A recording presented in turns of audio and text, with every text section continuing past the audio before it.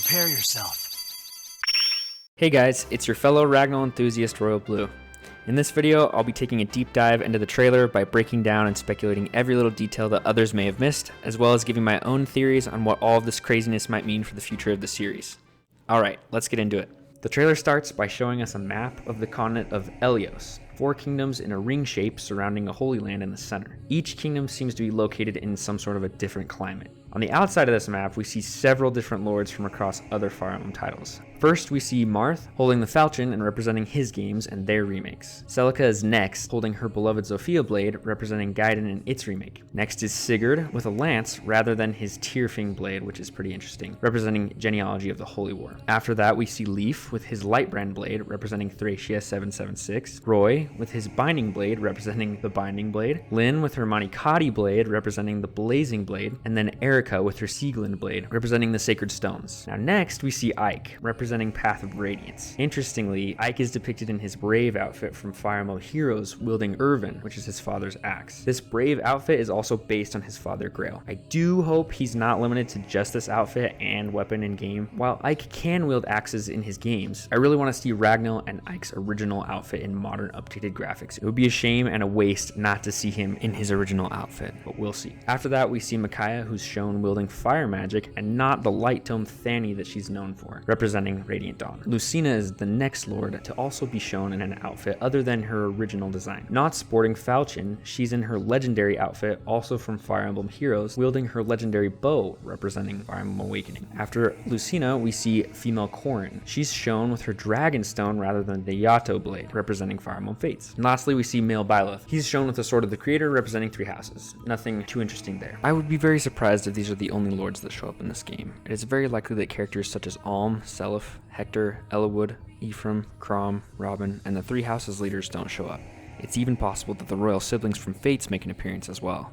After this, the narrator tells us that 1,000 years ago, there was a war with the Fell Dragon. This is not to be confused with the Fell Dragon Grima from Awakening. Seeing as this game is meant to be an anniversary game and a celebration of Fire Emblem, I wouldn't be surprised if this storyline is meant to parallel past games and we could see a similar story. Maybe this Fell Dragon is a different version of Grima from an alternate timeline or another world. They've messed with this kind of thing before, which would be really interesting. And we did see Grima just a little bit in Shadows of Valentia in that DLC, which was really cool. We next see what appears to be the human form of this Fell Dragon, and this is indicated kind of by the 3rd eye we see on his forehead, which he shares with the Cobra Fell Dragon we see earlier. The headdress this guy is wearing looks slightly similar to the Duma Faithful symbol from Shadows of Valentia. Duma was also a fallen dragon who had a 3rd eye on his head. They could be connected in some way, but that's just a theory. This guy does kind of look like Valadar to me from Awakening, so again, kind of paralleling that storyline. Next, we see the protagonist waking up and reaching for a floating ring. They are then confronted by what appears to be the light dragon of this world. There's a small transition and we see a small girl walking out from behind a tree. This is likely the human form of the white dragon, seeing as they share the light blue color here. Next we see Alear or Alear fighting through foes known as the Corrupted, who closely resemble the Risen from Awakening. Here we see a red sword user jumping into the air and hitting the ground with fire. I do have a theory as to who this guy may be,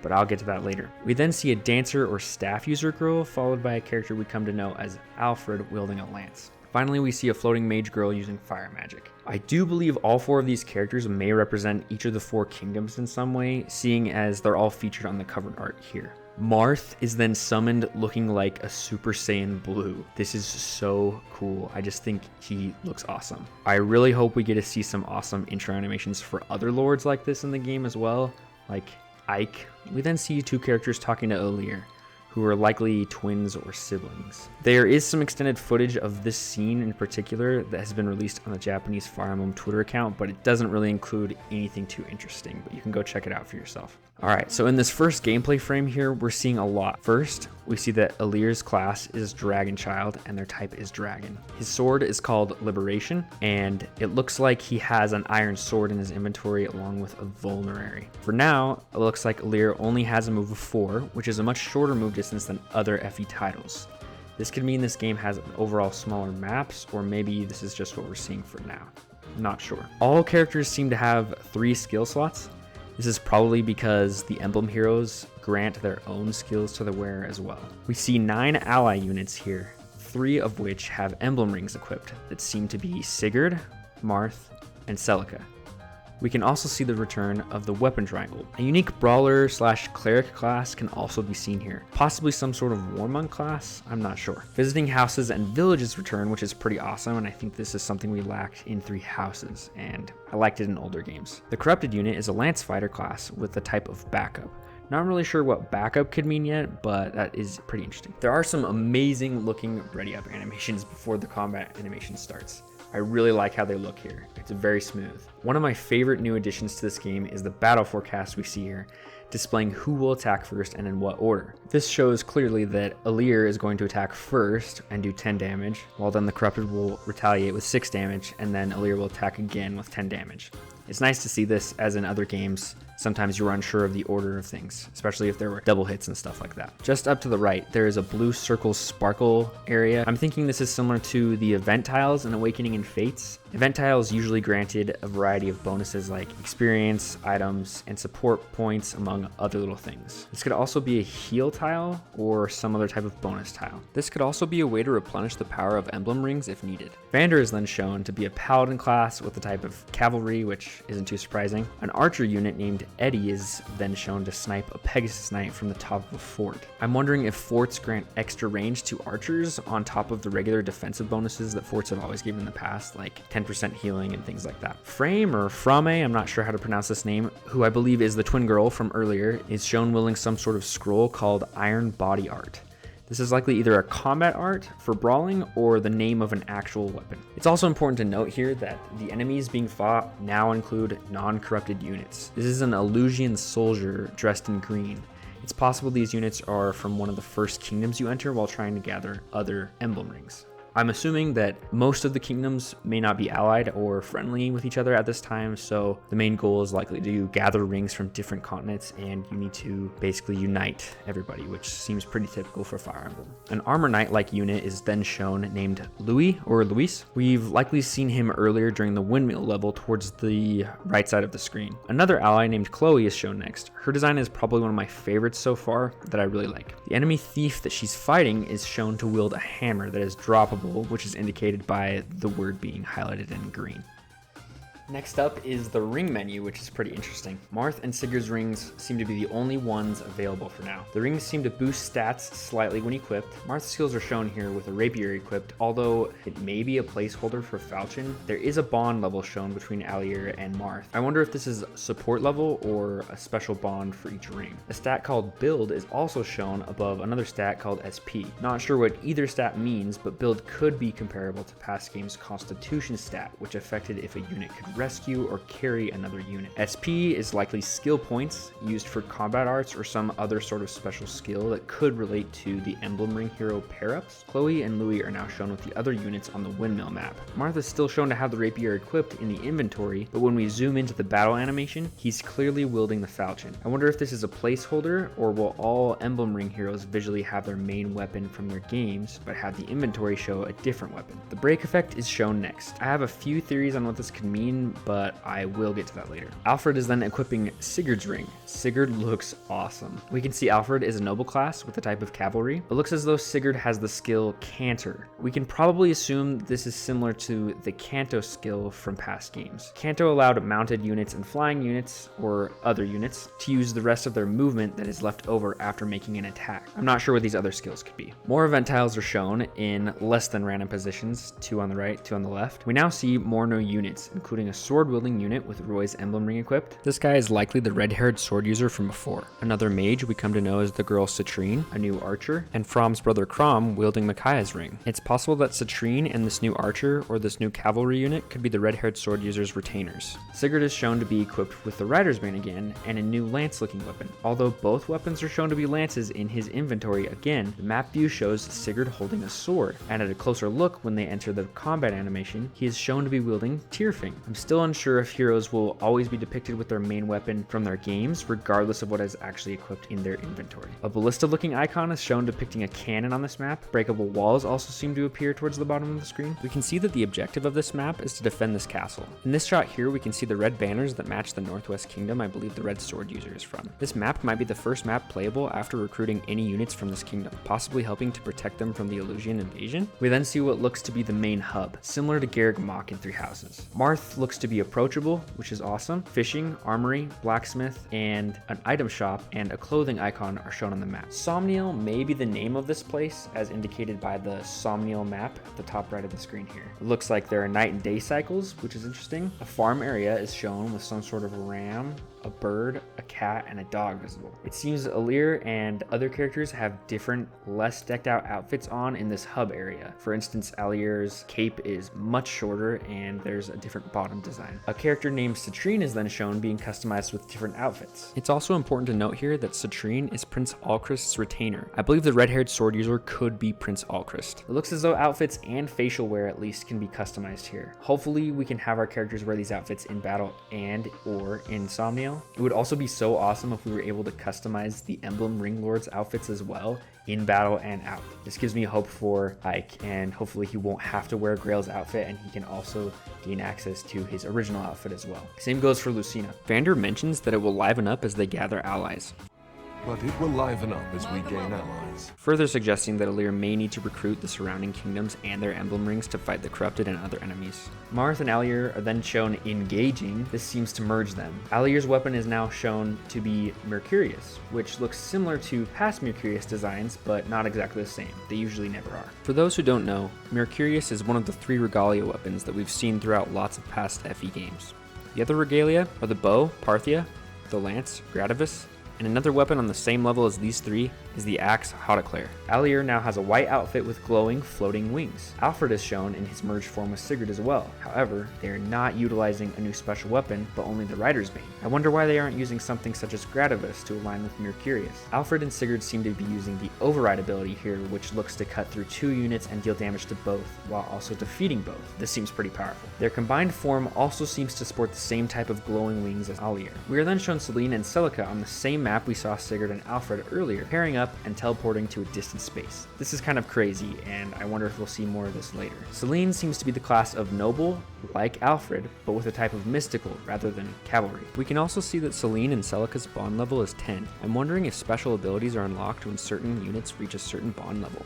For example, here, the battle forecast shows Warp Ragnarok, rather than just attack like we've seen for other characters. Speaking of abilities, we can see that Celica can grant 5 abilities now and not just 3 like we've seen in past clips. This likely means that you can unlock more skill slots as you level up. If we turn our attention to the skill that shows gray circles outlining a tome icon, we can see that it is later activated when the pair uses Warp Ragnarok. There's one more skill here that's actually Celine's that I want to mention. We see the same green flower icon earlier when Sigurd and Alfred are charging toward an enemy. My guess is this is some sort of passive ability that buffs stats or has some healing properties. It's even possible that Alfred could gain this ability as well, since he and Celine are both nobles. We can also see Micaiah has fused with her ring wearer, along with Roy and the new sword unit from before, all sporting similar white glowing designs to that of Marth and Alear. We are then shown a red-haired king or general in front of a large army and a fortress in the background standing down a large enemy force approaching in some snowy mountains. Some people have been saying that they believe this character is antagonistic or some sort of a bad guy, but I believe that they might actually be facing off against a corrupted army rather than the protagonist's army here. As you can see, this group looks a little less organized than the red army here. They have no flag banners and they seem to be approaching with a sideways walk. Although I do feel like this guy could be an enemy at some point. We may need to defeat him to earn his kingdom and their emblem rings. I also believe this guy could be the father or a relative of the red-haired sword wielder we see at the beginning of the trailer. They might be from this kingdom up here in the mural to the top left. The architecture of the classes and the fortress and the red banners look very similar to what we see here. The snowy mountain area also might indicate it takes place here on the edge of these 2 kingdoms. We then see a close-up of the human form of the white dragon again, and the next shot is likely of a dark mage putting on their own emblem ring. This leads me to believe that enemies will be summoning antagonists from the past games as well. It's also possible that enemies could actually be summoning the heroes from past games, and you may have to defeat them before you can earn their ring. This could also be one of the reasons why Ike and Lucina aren't depicted in their original designs. This guy is probably not the Fell Dragon's human form that we saw earlier, as we can see a white hair hanging down the side of his face here, and the Fell Dragon seems to have spiky red or orange hair. This guy is more likely a dark mage who wants to release the Fell Dragon or something. It seems like each of the 4 nations likely possess some of their own emblem rings, and it's Alear's job to collect them all. I'm really hoping Ike's ring isn't one we have to wait too long to get. Alear and Marth then push open a door, and the screen transitions to the cover art, which looks really nice. Overall, I'm really liking the trailer. Since the trailer's been released, we have seen a few more videos on the Japanese Twitter account showing Alear in what seems to be probably the first map of the game. He doesn't quite have the Liberation Sword yet, and it looks like it's just Alear and Vander trying to rescue the twin characters from earlier. We can also see that once Alear goes into the bushes or forest tiles here, that he actually has plus 30 avoidance. The second clip shows a Vander on what appears to be the second map of the game. He attacks an Elysian soldier and crits while also triggering Break. I believe Break may work similarly to a disarm ability or a stat debuff ability. It seems this may only have a chance of activating if your unit has the weapon triangle advantage. On top of this, if we look closely in the background of this shot, we can see some purple flames. This is probably an indication of a dark mage or even the fell dragon trying to summon some dark power. As we can see in the next clip, Framme enters a pillar tile that grants 30 avoid and attacks an archer. After activating Break, the enemy drops their weapon on the ground. This might mean that the unit is unable to attack or act for one turn or something. We can also see this cancelled weapon icon, which may indicate that Break will trigger here. If we're going to continue to assume that Break only triggers when you have the weapon triangle advantage, then we would also need to assume that body art weapons or fist fighting type weapons have an advantage against bows. Similar to Fate's secondary weapon triangle, where hidden weapons like shurikens beat tomes and tomes beat bows, but rearranged a bit. Instead, brawling beats bows, bows beats magic, magic beats brawling. Every ally unit seen here is familiar except for the axe wielder. He's new, but we do get more information on him later. This action menu has also been translated, and the only interesting option here is chain guard. I really have no idea what this means, but the potential theory I do have is that you can select this to guard an ally unit or prevent yourself from being attacked from multiple enemies in a row. It's possible it also has something to do with Break, but it's hard to say. Moving back to the minimap we see at the start of the clip, there are more breakable walls and 2 chests at the top left corner, along with doors. In this next clip we see Cramme or Cramme. He attacks an armored unit with some fire magic.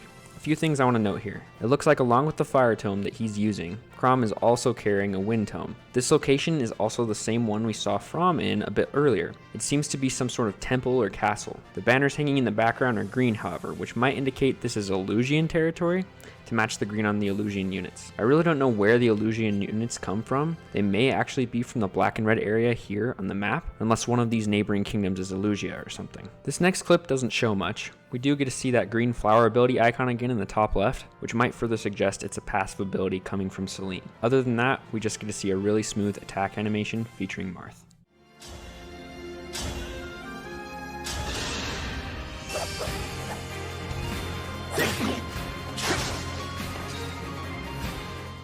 Next, we see Marth and Alear talking. Interestingly, Marth mentions he's been watching over Alear. This really excites me for other potential conversations we might get to see from other heroes. It would be great if we got some interesting details to flesh out any existing lore. Continuing with these small character spotlight clips, we see Alfred. During the editing of this video, we've come to learn that the kingdom to the bottom left of the Elyos map is known as Fire. Alfred is the first prince of Fire.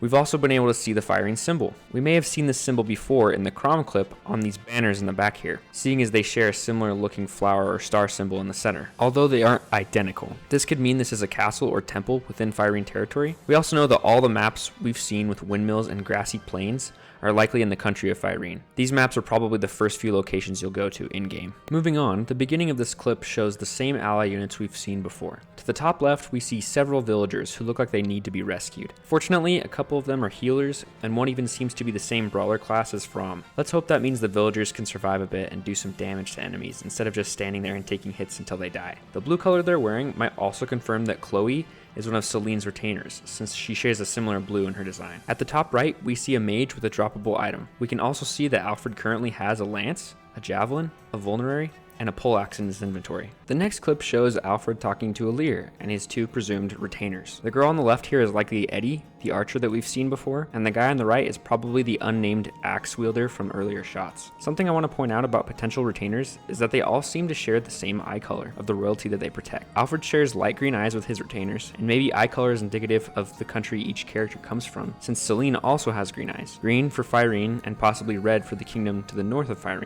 If we want to assume this guy is Prince Alchrist, Citrine is confirmed to be his retainer, and she has red eyes as well. On to Celine's clip. Again, we see a few units with droppable items. This map also seems to be our first display of a Fog of War map. We can also see that here next to Celine is some sort of torch. It's possible you could have a unit light this to add visibility to the map. Celine is equipped with a slim sword, an iron sword, an armor slayer, a fire tome, and a vulnerary. It's important to note that these enemies on this map are neither corrupted or Illusion, but rather just thieves or bandits. The scene then transitions, and we now see Celine charging forward on a new map we probably haven't seen before. To the left, here we can see that one of the thieves is actually equipped with a dagger, which is the first we've seen of this so far. Once Celine begins her crit with the fire tome, we actually see the ancient text from the Elyos games, or Ike's games. We also see this earlier in the reveal trailer. This is interesting because it's widely accepted that Ike's games take place at the beginning of the Fire Emblem timeline. So having ancient magical texts and tomes read out that language could mean something, although we have seen this sort of thing in other games before. The most recent clips to be shown are of Celica. This clip doesn't really show us anything new. It gives us a nice little attack animation and ends.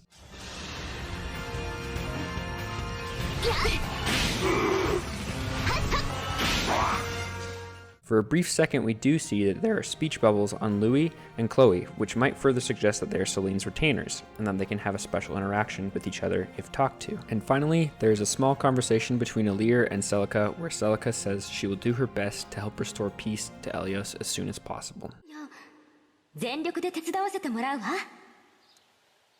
I'm assuming the next character clip to be revealed will be either of Chloe or even Sigurd, with more to come in the future. These clips have been released about every 3 or 4 days since the original trailer for Engage was dropped, so we can probably expect more news periodically until the release on January 20th. The last bit I want to talk about is the Divine Edition, or the Special Edition of Engage. This edition includes some character cards, a steelbook, a poster, and an art book. 3 of the character cards are shown, which are Marth, Celica, and Sigurd. At the bottom of each card, there's a symbol. We can see Marth's symbol pretty clearly, but the other 2 are partially cut off. We actually have seen these symbols before. When a unit is engaged with one of the emblem heroes, their clothing has the corresponding symbol on it. We may have also spotted these symbols in the background of the clip with Alear speaking to Celica. The one on the bottom right looks very similar to what Sigurd's symbol could be here. It's possible these symbols mean more than we think at this point. I'm actually really excited to see the other symbols. There are also 9 other cards that are hidden, adding up to a total of 12 cards. This is the same number of emblem heroes as shown on the mural map of Elyos. This could suggest that these are the only heroes that would show up in this game, which would be pretty disappointing, but it could also just mean that these are the main and prominently featured heroes, but the other heroes will still appear in the game, they just won't have a character card.